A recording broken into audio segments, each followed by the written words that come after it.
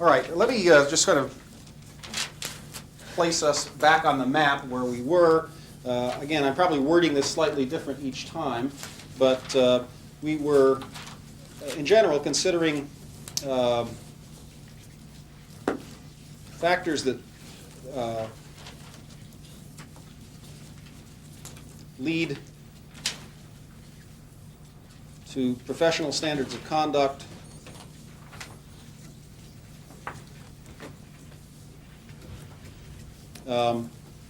but come from within the professions. Notice, please, that this excludes, for the time being, consideration of factors that lead to standards of professional conduct but come from outside the profession. We're focusing our attention in a specific way. I'm trying to get you to think about things within any arbitrary profession that might contribute, motivate, if you like, the building of some kind of standards of conduct. Again, the standards of conduct might be clearly ethical. People ought to do this. But also sometimes the standards that emerge might be kind of practical. So we're just kind of willy-nilly lumping together all kinds of standards of professional conduct that might emerge from within the professions, excluding for later attention stuff that leads to professional standards that comes from outside. And the things we've talked about so far are self-interest,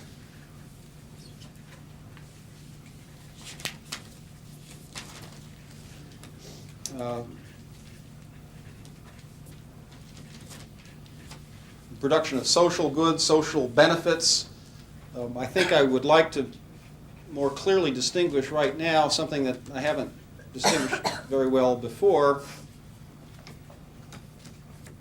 without saying too much about it, but there's a clear difference between producing good for society in general, on the one hand, and that's a motivation that might come from within the professions. There's certainly from outside the professions. The rest of us want the professionals to be producing good for us, of course, but this is also something that plainly motivates the professionals themselves to some extent. I mean, it's one of the factors that enter into their developing their own standards of conduct.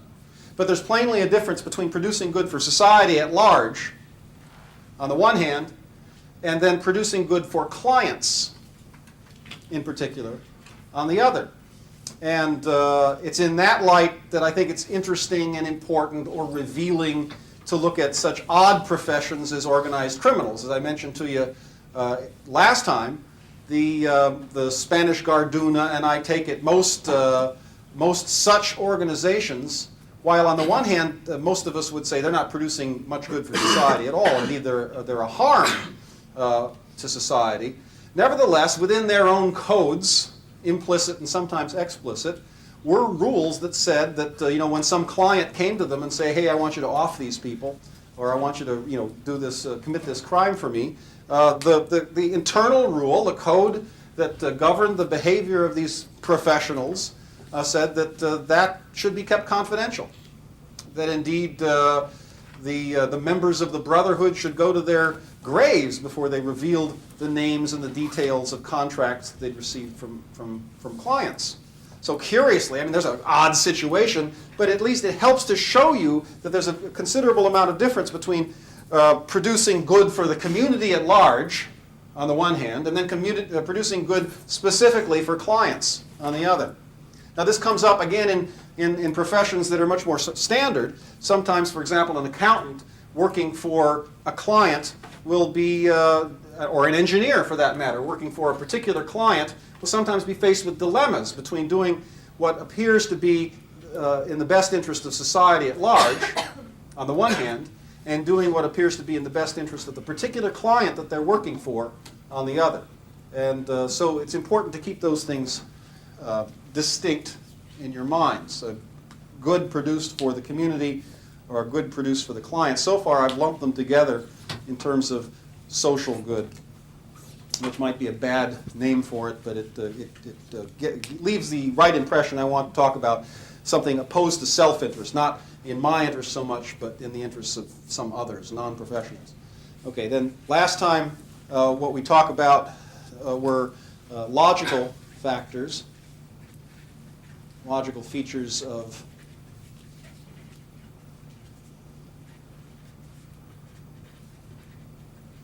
particular professions.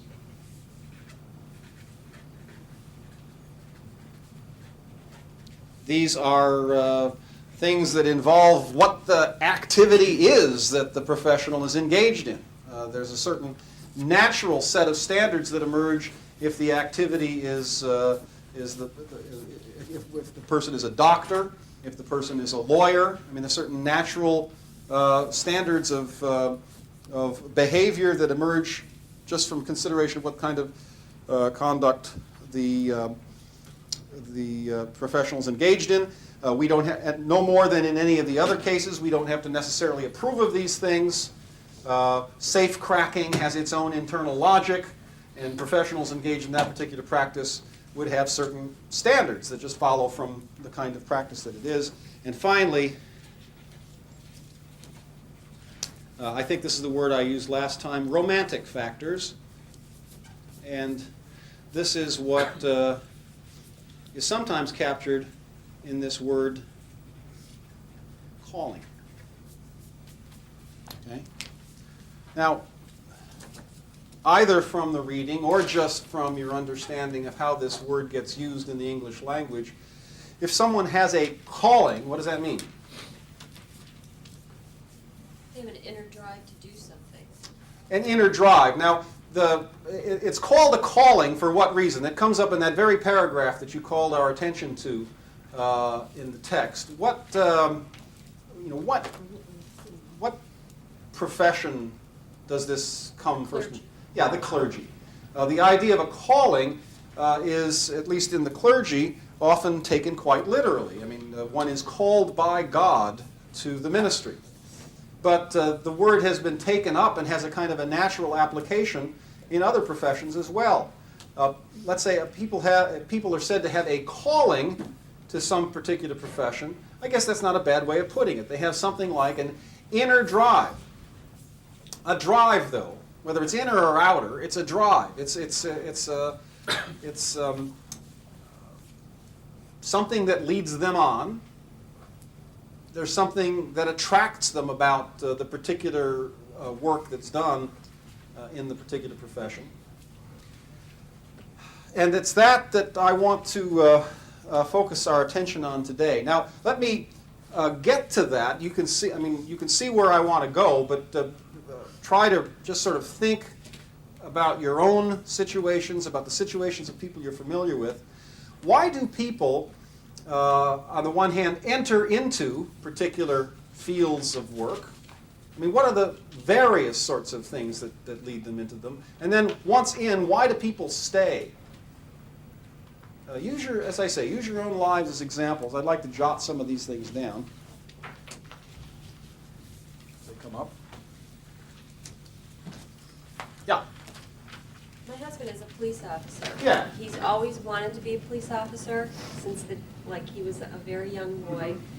Mm-hmm. And I don't know if it's the excitement of the profession or if he has said that it's the excitement, but it's also the concept of wanting to help others. Mm-hmm. And he loves it. Mm-hmm. He is in that job and he loves it every day in every way. And It sounds like there's excitement. Let me just jot some of these things down. And then the helping others, there's a kind of a nobility to it that it sounds like it attracts him. These are beginnings of the sorts of things I have in mind by the romance of particular professions. How about other professions, though? Yeah. An experience that you've had, maybe someone that's been ill in a hospital or whatever when they're young, exposed to the medical field, become a doctor in that area or that field. That's often what stirs these things, but you have lots of experiences. How come some of the experiences make us want to be a certain kind of thing, and some don't? And by the way, use all kinds of examples. I once, for 4 straight years anyway, maybe even longer, probably longer, when I was in my middle to, lower to middle teens, I thought, my God, I wanted to be an engineer. I mean, I was sure I had a calling. And I wanted to be like my Uncle John. I wanted to go out there and be the greatest civil engineer on earth. As the time went by, I realized maybe what I really liked was electrical engineering. This was still in high school, but my whole head was focused in a particular direction. And then I got into Purdue University, and 3 months after learning what engineers have to do and how they go about it, I realized that this was no calling, this was a wrong number. I wasn't particularly called to engineering at all, and found other professions that I do consider, much more closely related to my own real sense of myself. That, by the way, is a key factor here in this whole idea of calling and the romance of the profession, because sometimes the profession that a person is part of their self-definition. It's part of how they define themselves. I am a police officer. I am an engineer. I am a philosopher. I am a whatever. People often are just working in jobs. They're just making money from day to day, and that's all there is to it. But that's not as pleasant a situation. I think we'd all agree. That's not as pleasant a situation as doing something that's really close to our souls, something that really helps fulfill us, that does something that we value. It doesn't have to be necessarily anything that makes a great social contribution. I mean, imagine what you would do if you didn't have to make money. I mean, imagine that we were all in a world where food was cheap, the climate was benign. Let's say food wasn't cheap, let's say it's hanging on the trees. We just pick it down, eat it. We don't have to worry about making a living in the sense of earning dollars. What would you do? Well, after you'd spent a little time lying around on the beach and sipping fermented coconuts or juice or whatever it is, I mean, there'd be a time when you'd want to do something. I mean, it might be that you'd want to be a great builder, but on the other hand, it might be that you just want to really get good at surfing. I mean, it doesn't have to be a social contribution, but you might want to just become adept at something. And what you really want to find is something that expressed yourself, something that was natural, that was you. Am I right? I mean, that's what we do, and we hoped to find something like that as we seek a way to make our life.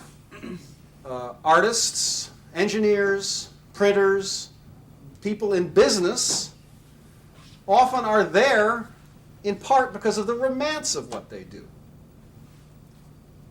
Again, there's no doubt but that there's many other factors. There's money that enter into people's choices of professions. There's power, prestige.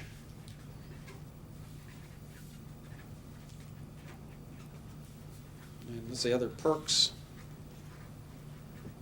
There's security, which is slightly different.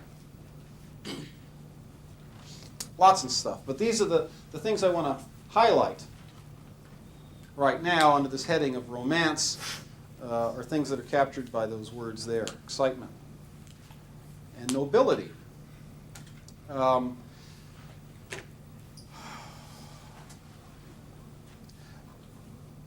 It's a hard case to make if you don't see it already, and I'm not sure what that means. But I'd say this motivates people in all kinds of walks of life, whether professional or not, in ways that are sometimes hard for the rest of us to understand. Those people in the organized crime, from time immemorial, people in what's called the oldest profession, prostitution, people who are in all kinds of curious walks of life, often see themselves in terms of romance, excitement, nobility. They often don't, too. People are often feel caught in the predicaments that they find themselves in, unable to fulfill themselves. So I'm not saying this happens even very regularly, but it's kind of what we all seek. We all seek a thing to do that we can identify with,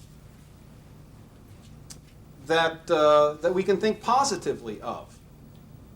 and we are more or less successful at finding it. And our success will vary not only from one person to the next, but from one point to the next in our lives. I mean, sometimes we're more successful than others.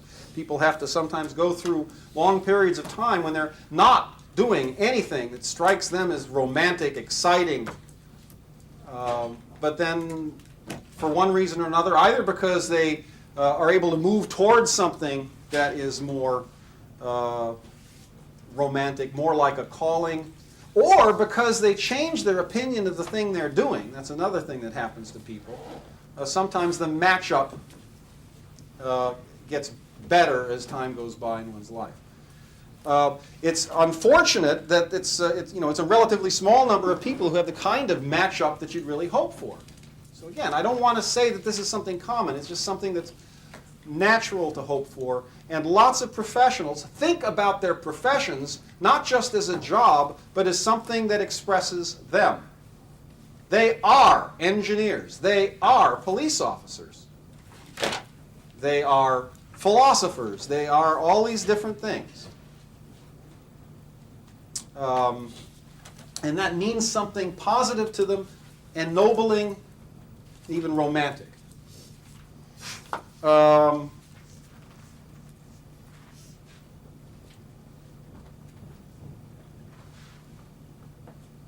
These features of professional life have an impact that's similar to these other things in determining standards of conduct. Now, there's a good side and a bad side to this. I don't want to pretend here any more than, I mean, since it sounds like romance and excitement and nobility, all of those things sound like nice, positive words, but I want to emphasize that what's in somebody else's view romantic need not be anything that we approve of and need not be good for society.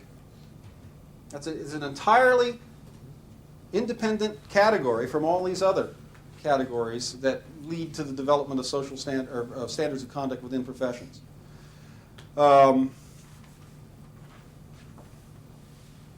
And one of the bad sides of this tendency to romanticize professions, or even, now just to get it a little bit broader than just the professional issue, just a bad side of our tendency to romanticize whatever it is that we associate with ourselves is bigotries of all kinds. You find this within the professions. Now, I need you to use your own experiences to either find out that I'm wrong or confirm me. But engineers tend to think that they're a little bit superior to the rest of the planet, and artists tend to think of themselves as just a little bit better than other people, and academics certainly, even though they may deny it as rigorously as anyone else, but academics tend to think of themselves as just a little bit better than everybody else. And police officers probably tend to think of themselves as just a little bit better than the normal person. Just as people in various religious groups, ethnic groups, genders, national groups, there's this funny tendency on the part of people to think of themselves in terms of some larger body of persons that they belong to, and then to take it that group is superior to others. Is that anything like your own experience, or am I right off the wall on that? And so here's a negative feature to the idea of the romance of the profession. To see the romance of the profession, sometimes you have to be inside, and there's this whole tendency to think of the world in terms of us versus them. It's present in professional life just like it's present in all the rest of life. It's a bewildering, maddening, frequently tragic feature of human nature, but there it is. It's probably born, I mean, I'm just guessing here, it's probably born of the human need for security, to defend oneself. You build for yourself a little community of like persons who you take it, you can establish some kind of solidarity among, and this solidarity is supposed to help you ward off the rest of the world. It's the tribal inclination that apparently we all have. It leads to nastinesses of all kinds. It needs to nice kinds of solidarity and feelings and fellow feelings with people who are like you, so that it does nice things for people in that way. But as far as professional standards go, it gives the professionals some reason to want to protect their profession against the incursions of outsiders. So, for better or for worse, one of the factors that motivates professionals to promote standards from within their professions is a kind of a fortress mentality, born of something that really seems very pretty from the inside. It seems pretty to me from the inside of my own perception of myself as a philosopher. It should seem pretty to you. It should seem noble, romantic. And you want to protect that from the incursions of people who would whittle away at this romantic picture of the professional, who don't know the profession. And it leads to a natural antagonism between people within professions who think they know best and have some good reason to say they know best about how the profession should be practiced, and outsiders who feel that, well, look, we're the people who have to put up with you professionals, we're the people who are supposedly served by professionals, we know best what you should be doing. Think of the normal examples, not the professional criminals, but think of physicians and doctors. Think of almost any industry.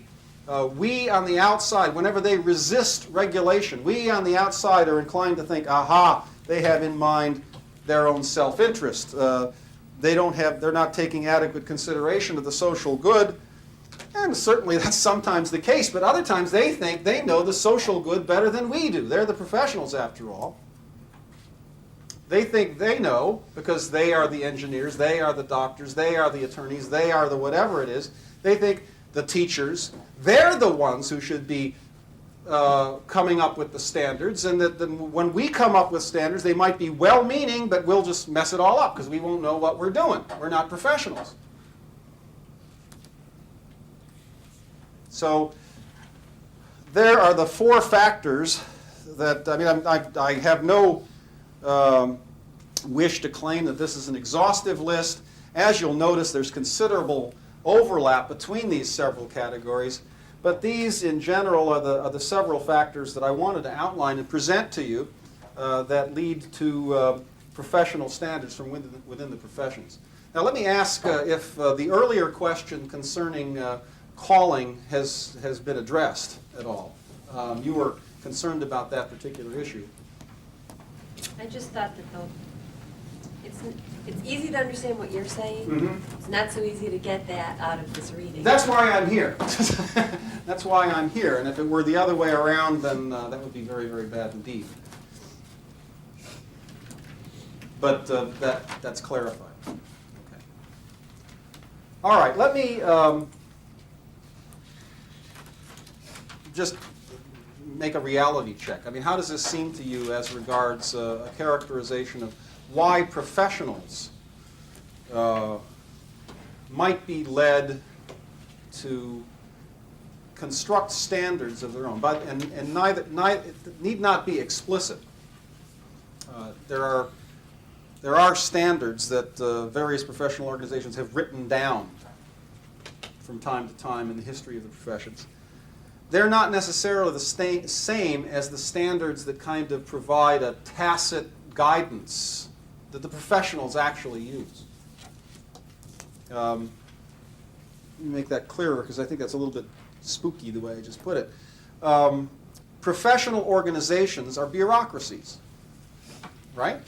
And they purport to represent the professions. And to one extent or another, I'm sure that they do.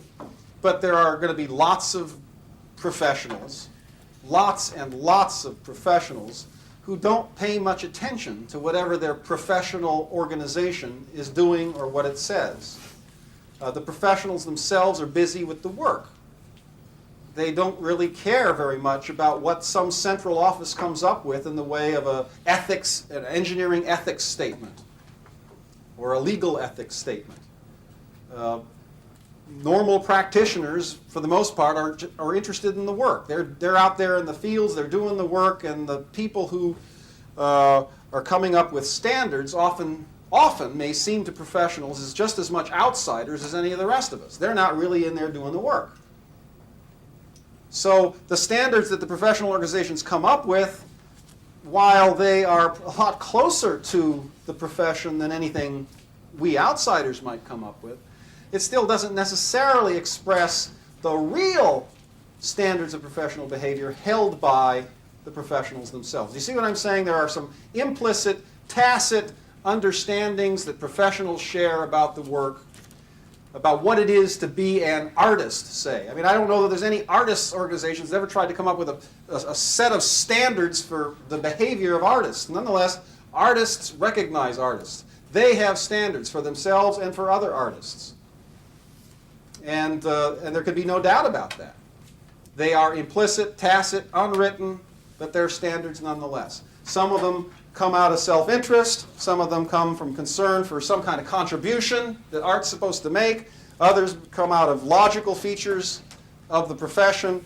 And finally, some are just kind of romantic. There's nothing much more clear that could be said about them. How does this all strike you as ringing true? I mean, you're embarked in a professional program of training yourselves. Not everyone at once. I just sort of try and keep this down. Maybe we should take numbers.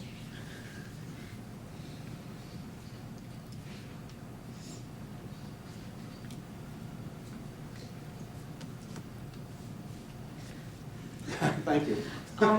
I think it's really true, and even though we're not in the fields we're in now, we're just studying Yeah. it. I think that a lot of the teachers, like in my field, I'm in graphic design, and they put a lot of the stuff, like they say, well, this is what you have to do because in order to do that, you know what I mean? To get anywhere, you have to have this, and you have to present yourself this way, and stuff like that. And it's not like written down, like you said, but you have to know this in order to get anywhere. So it's basically like, if you don't do it, you're not going to get anywhere. Let me ask you if you've ever noticed this, though, because this is even more to a point that I want to get at. Now there might be a difference between when you're first starting out and later on, but when some teacher tries to tell you how you have to behave if you're to be in the profession, I mean, certainly they're trying to help you, I suppose. Doesn't it sometimes happen that you say, nonsense, and that's just nuts? I mean, I know better. Even though you're new in it, even though, I mean, does it ever happen?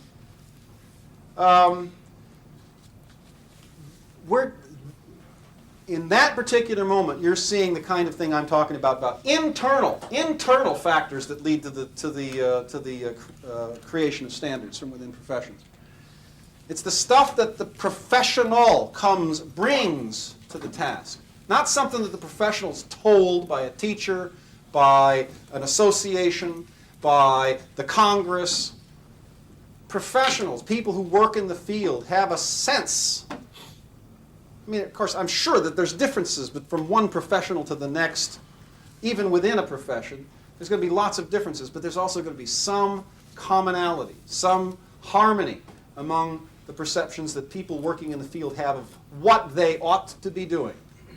And indeed, if truth were told, each of us in our own professions, by the time we're out there, are pretty sure we know better than anybody else what our standards ought to be. And in fact, and I speak that way because I want to make sure you understand that all of us, even though we're in very different professions, we are in professions, we may resent outsiders, even others in the profession who hold themselves up as authorities. We may resent their coming around telling us what our professional standards ought to be. Who are they, we will say, Who are they to be telling us what we have to do? Or who are they to be telling me what I have to do in order to be professional? This is my calling, after all. This is my profession. It's a sense of ownership. I mean, when you get to this, it's not, when we're not talking about just jobs here. All of us are in lots of situations in our lives where we just have jobs. But when we're talking about this factor, we're talking about that part of what we do that defines us to ourselves. What are you? I don't want a large number of answers, but think about this. Each of you, answer to yourself. Who are you? What are you? If you answer that, you're going to have to start finding categories. You might say, I'm a man, I'm a woman, I'm American, I'm English, I'm Australian, I'm whatever. I'm a psychologist, a philosopher, an engineer. I'm Christian, I'm Jewish, I'm Islamic. You're going to have to find categories. Things that, and the ones that you pick out, and pick a small set. I mean, what are you really? The ones in that small set are going to be the ones that are dearest and most close to you. And they will have to do with not necessarily a professional calling, because that might not be what's closest to you. But there is that factor. There is that factor within the professions and within one's professionalism. There's this sense in which what one does offers one key dynamic indicator of who I am, of what I am. So it's real personal. This isn't something you're ready to assign to somebody else for their definition very easily. You're not going to say, here, rest of the world, you tell me what I'm supposed to be doing here, when you think, in fact, you know best. And it's a mistake to think that this all has to do with such things as crass self-interest. There's maybe if you think of these social good there's these self-interested things. There's no doubt about that. Then there's sort of these cognitive, rational features, logical features of particular professions. Then there's the more or less ethical or beneficent interests that go into category B, the one about social good. These romantic factors are kind of aesthetic. They have to do with something, the attractiveness of doing certain things, behaving in certain ways.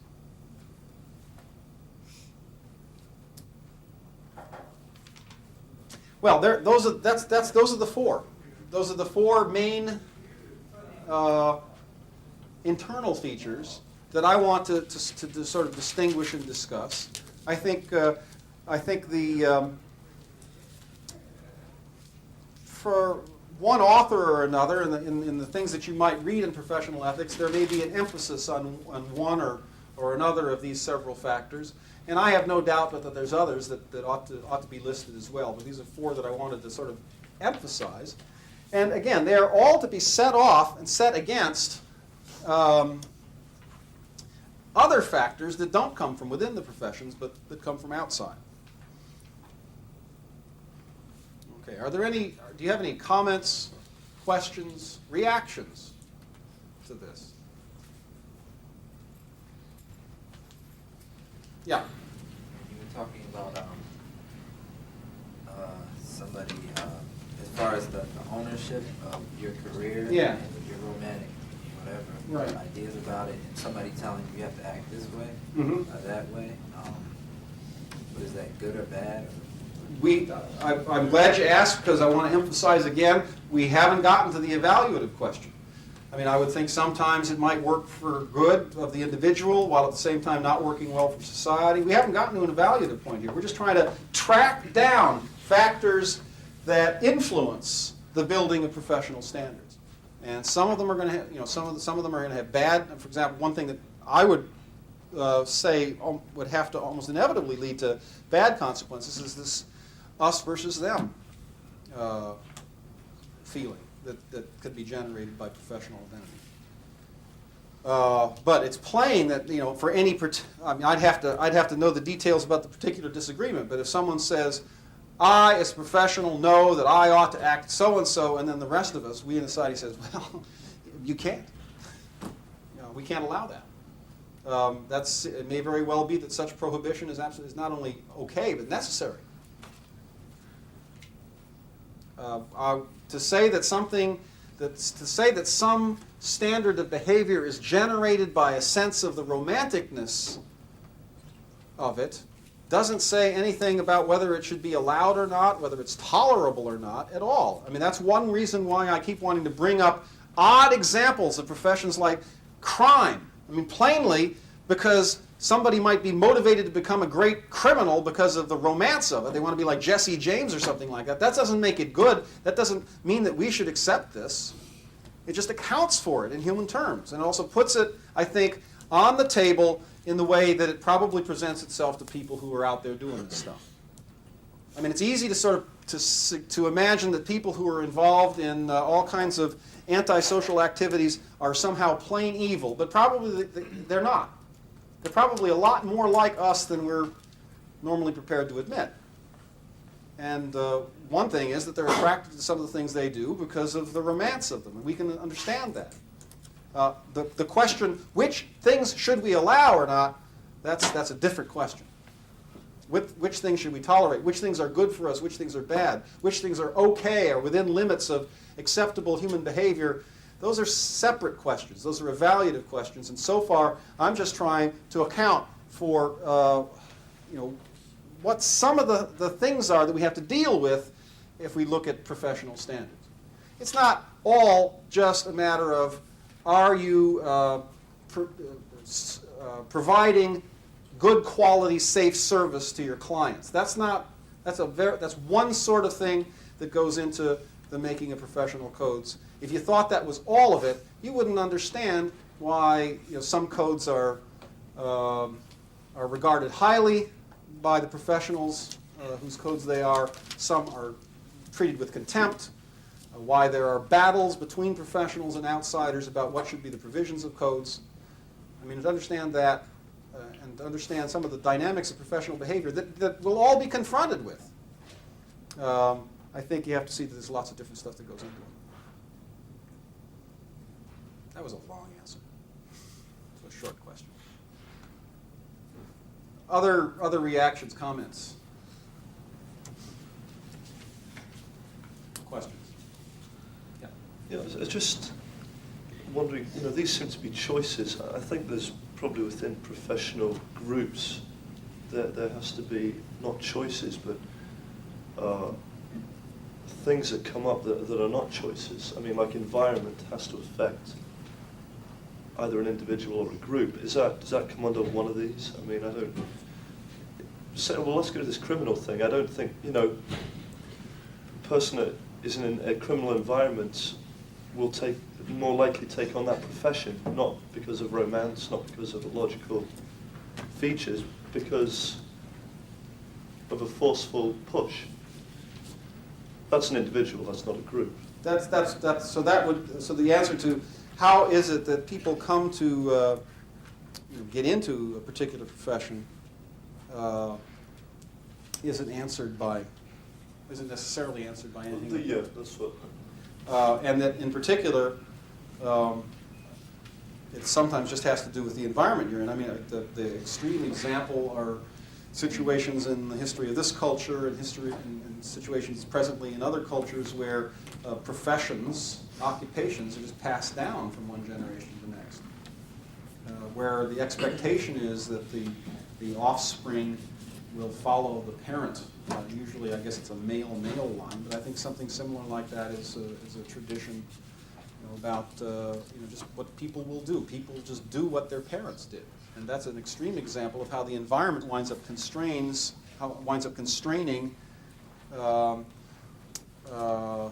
what choices people will make as to their profession. So my view is the list will be totally different under that circumstance. I don't know whether that's a different field altogether.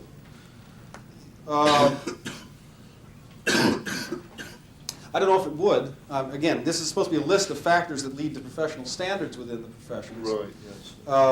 And so it might lead to a bunch of different standards. What's interesting is something that came up a bit ago, but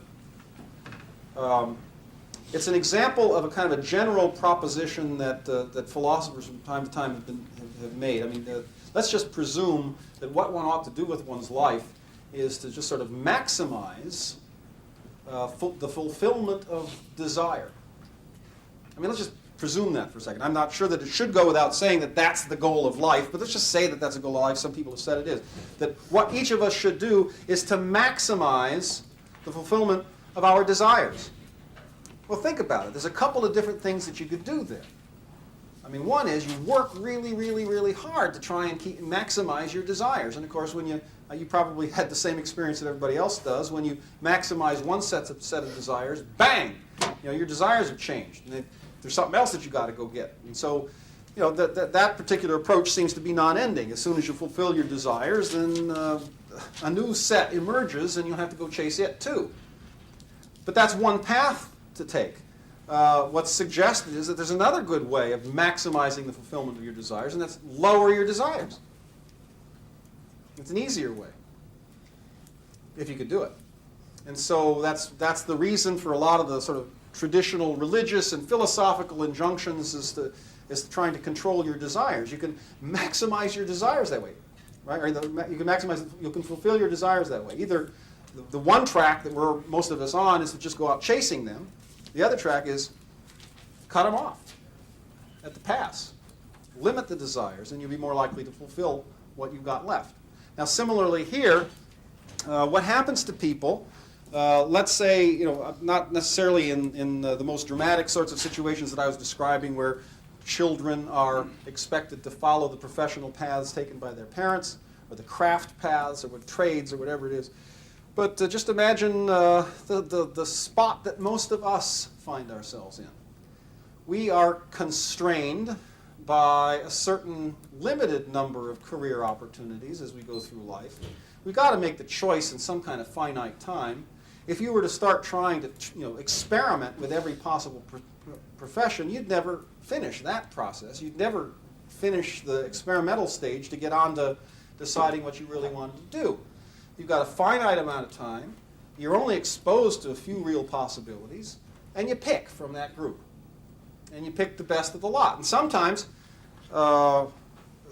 you're constrained more than others. And some places and times, when I was an undergraduate, for example, it was the norm that people would switch their undergraduate major a good 5 times before they were finished. So they had a good deal of experimentation to do within a university setting. And I think that was an average. People used to just, who knows what you wanted to be when you were a freshman? You'd find out. And that was kind of a normal attitude to take about college education. No more. I mean, you're supposed to, on your birth certificate, it's supposed to say what you're going to be. No, it's not quite that bad. But you're supposed to decide this sometime in high school, I guess, so that you can enter college and then zoop right on through and hit your profession running when you graduate college. You're not supposed to sort of experiment. So in this particular era, it would seem that that there are more severe constraints on the number of live options that you might have. Maybe that'll change. Maybe you can change it yourself. I mean, maybe you could just sort of pull a few teeth here and there and switch majors. I know RIT right now is trying to make things a little bit easier. RIT has been particularly constrained in the past, and it's trying to make things a little easier. I'm not sure whether it'll work or not, but it's going to try and increase the flexibility of its program so that people can move in and out of them a little bit more easily, transfer credits from one program to the other more easily. Right now, it's not altogether a simple matter. But given whatever constraints you've got, people find themselves in some professional track.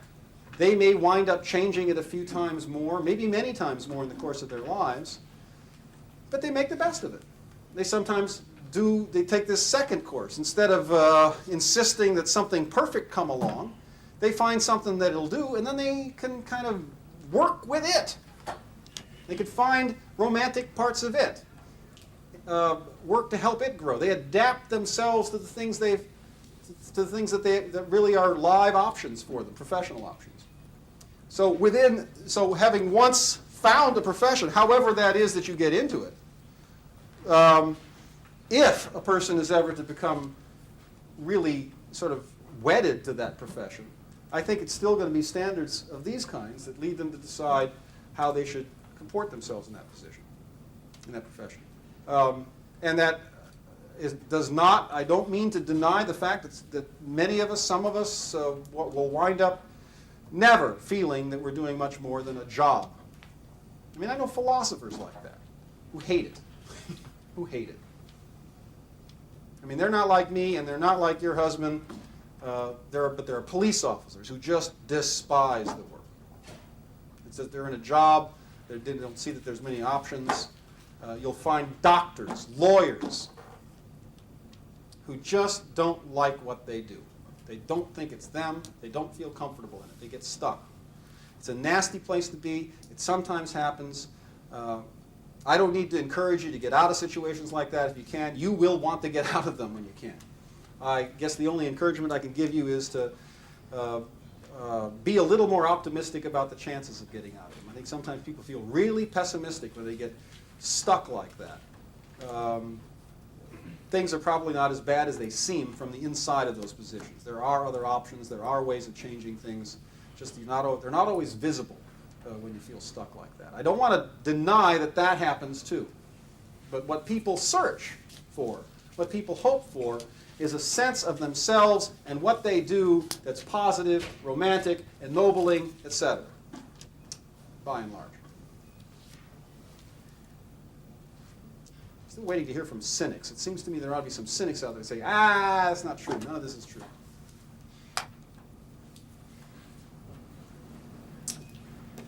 Okay, maybe I'll hear from the cynics in the not-too-distant future. That's all I have for this session. We will continue next time, beginning a discussion of some factors and things that come from outside the professions that bear on professional behavior.